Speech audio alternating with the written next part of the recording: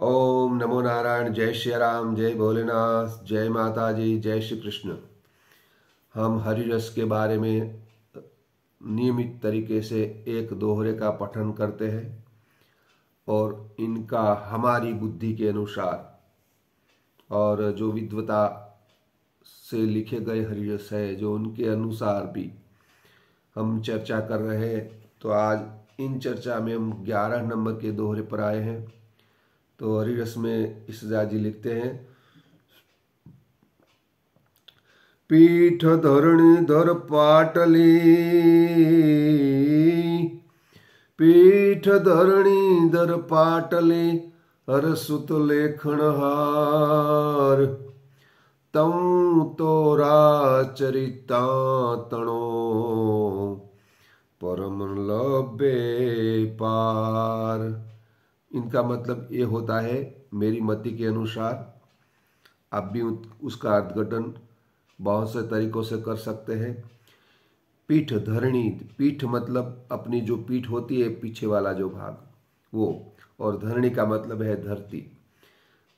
धरती की पीठ हम पाटी के तरीके से उनका उपयोग करें। पाटी मतलब पढ़ने वाली जो पाटी आती है, ये पाटी बना के उनमें लिखने वाले गणपति खुद हो, मतलब हर्षुत। ये हर्षुत का मतलब यहाँ गणपति कहा गया है।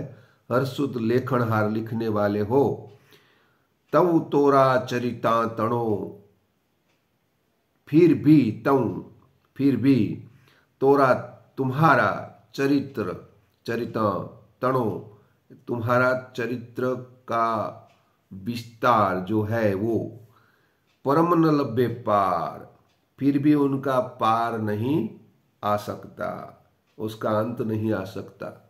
इतने परमात्मा के गुण है। तो हम बार बार चर्चा करते हैं भगवान का गुण के बारे में।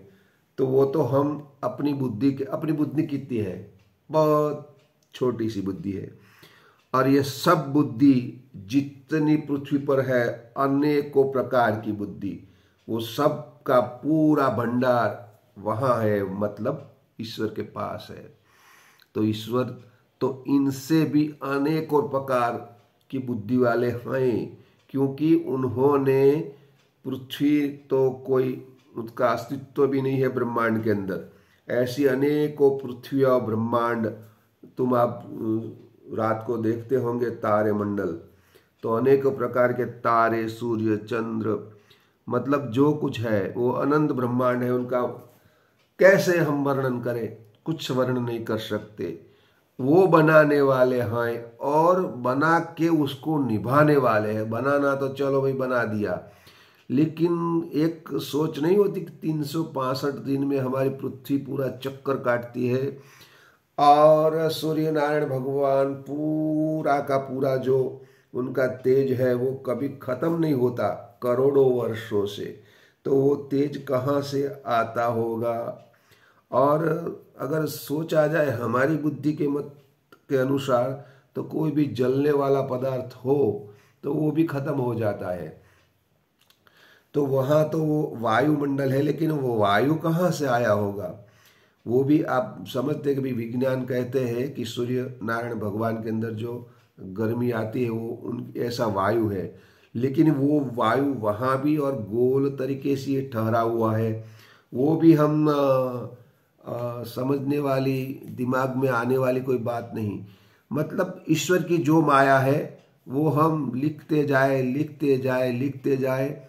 हम हमारी क्या बात करें, भगवान खुद गणपति लिख लिख के थक जाए, तभी भी परमात्मा का गुण, उनकी बुद्धि, उनके जो कुछ चरित्र है वो भी हम लिख नहीं सकते, वो भगवान खुद नहीं लिख सकते। तो हम तो बात ही क्या कर सकते हैं।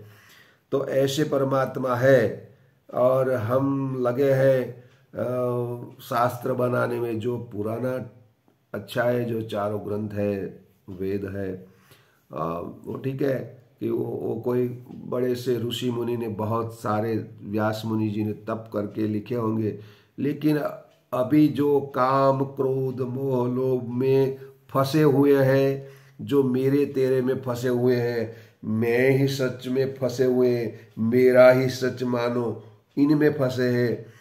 मैं तो ऐसा समझ, मेरी बात तो किसी के समझ में गले में उतरती नहीं, क्योंकि मैं बोलता ही ऐसा हूँ, किसी के गले में और दिमाग में भी उतरने वाली नहीं है। क्योंकि मैं कैसे समझाऊँ, वो भी मुझे भी मालूम नहीं। फिर तो ये भगवान की माया बहुत अटपटी, अकड़ और अविनाशी है, वो कभी खत्म होने वाली नहीं है, तो हम क्या उनकी चर्चा करें। इसलिए वो महात्मा ईशदास जी ने सही कहा है कि पीठ धरणी धर पाटली हरसुत लेखन हार, तव तोरा चरिता तना परम न लब्बे पार। और फिर ये क्या है, नए नए भगवान आने लगे हैं, नए नए परमात्मा खुद बन के बैठ गए हैं। वो ऐसे अनुभव एक छोटा सा हो गया तो समझ गए कि मैं ही भगवान हूँ। अरे भाई, तू भगवान की एक जो सली बनाते ना, पत्ते की एक सली, वो भी नहीं बना सकता। जो टूटने वाली है ना अपने हाथों में से, वो टूटने वाली सड़ी आती है ना, सली, वो भी हम नहीं बना सकते, तो भगवान तो कैसे बनेगा। तो मूल जो भगवान है अपना, जो राम कृष्ण और भगवान शिव और अपनी जगदम्बाओं, उनको कभी मत भूलना। मेरा प्रयास है कि आजकल बहुत सारे प्रचार प्रसार वीडियो, ये वो सब कुछ नेट, फेसबुक पर, यूट्यूब पर, बहुत सारे ये सोशल मीडिया पर चल रहा है। हमारा हम ये है, हम वो है, हमने कितना खर्चा किया, हम ही भगवान है। तो इनमें कभी मत पड़ना, वरना फंस जाओगे और कभी तुम्हारा कल्याण नहीं होने वाला। इसीलिए अपने परमात्मा जो पहले से है, उनके नाम के अंदर घुस जाओ, मतलब भक्ति लगाओ और बेड़ा अपना पार करो। ओम नमो नारायण, जय श्री राम। कल फिर मिलेंगे, तब तक के लिए आप सभी का कल्याण हो, हर दिन आपका कल्याण हो, आज का दिन आपके लिए शुभ रहे। नए वर्ष तो हम इसको नहीं मानते, फिर भी लोग मानते हैं, तो आज के दिन से आपकी जो शुरुआत होती है, तो आपका पूरा वर्ष 2023 अच्छा रहे, मेरी शुभकामनाएं। और एक विनती है, ज़्यादा से ज़्यादा, वैसे साधु हूँ कह तो नहीं सकता औरों की तरह कि आप शेयर करो, लेकिन मेरा इरादा यह है कि पूरी दुनिया में हमारा ये वीडियो जाए और परमात्मा को पहचाने और अपने मूल स्वरूप को मत भूले और अपने मूल जो तत्व है उनके अंदर रहे। कोई नई नई बात, जैसे रामपाल अभी आया है, उन्होंने भी गीता जी में अपना घुसेड़ दिया है, अपना कुछ, जो बहुत सारे ऐसे छोटे दिमाग वाले हैं जो ओरिजिनल है उसमें अपना घुसा के वो अपने को और अपने भगवान को बड़ा बनाने में लगे हैं।